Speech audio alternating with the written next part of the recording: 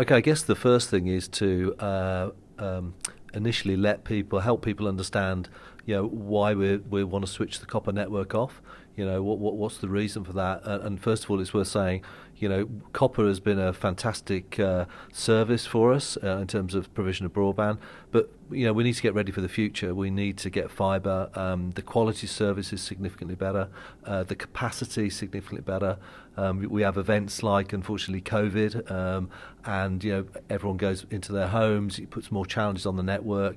The copper network will become unsupported, relatively soon. So access to parts will be a challenge. So it's really important that we as a nation move to the fibre network by 2029. So we've got this sort of future-proof broadband, if you like, which will last for many, many decades. In terms of reliability as well, I believe that was a selling point of the copper network when it was originally installed. Reliability of fibre, is that better? Yeah, I mean, the copper network actually here is really good quality, but you're always going to have issues with things like lightning. Copper doesn't like water, so some of the chambers that carry the copper network, you can sometimes have problems when it's wet. The great thing about fibre is no issue with lightning. It's well known to be a lot more reliable. So if anyone has any issues with their fibre, it's very unusual. Please get in touch with us. Often you find that it's not necessarily the fibre, it's probably your device. It might be the way things are configured in your home. So if people remember that actually fibre is really good quality, think about your devices and your setup, and speak to someone who will help you try to solve any problems you've got in your home, because it's often not the fibre connection. You have had some issues, including last year, in terms of getting planning to go ahead and put poles up around the island. Do you see that being an issue this year? Yeah, I mean, to be able to get fibre out quickly and efficiently to everyone, poles is a well-recognised solution. In other jurisdictions that they use poles. That's something where we will need to put the fibre across poles. There's already an estate of poles that we will use, but there'll need to be some new poles. There have been some challenges so far with the initial part of the program called the National Broadband Program, where some people have objected to it. We'd like to be able to roll the poles out. As I say, that's the most effective way of getting the fibre to all of the consumers, and then enabling us to switch that copper network off in 2029 and us all being on the fibre network. And what happens then if poles are refused, say in a certain neighbourhood? How do people connect to fibre? It's a challenge. If there isn't a pole, we have to try and find another solution if we can. It'll delay those residents from getting access to fibre.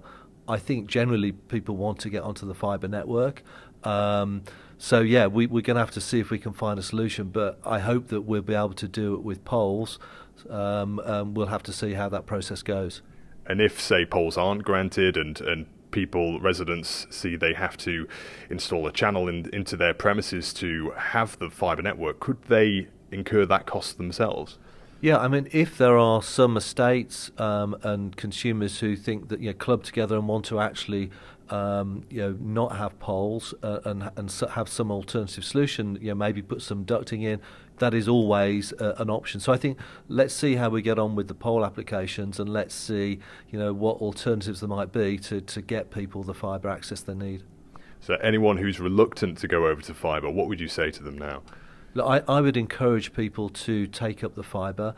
There really aren't any barriers if you've got access, if it goes past your premise, to take it.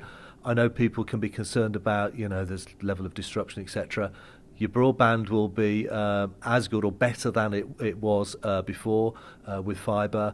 We will make it as least painful as we possibly can for you. We just need to change that technology into your house, and you'll have great broadband. So I just encourage people to take the fibre product and help us get to the point where we can decommission the copper network, and we're all sitting with future-proof technology for the years to come. You say future-proof. How long will this fibre network last?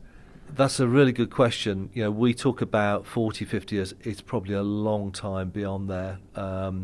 Fibre has a long, long life. It's usually the kit around the actual fibre itself that might need replacing. So this is going to go way beyond many of our lifetimes.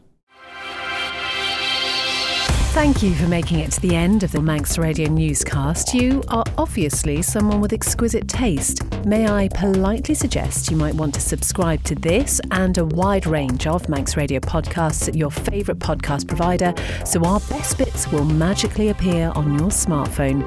Thank you.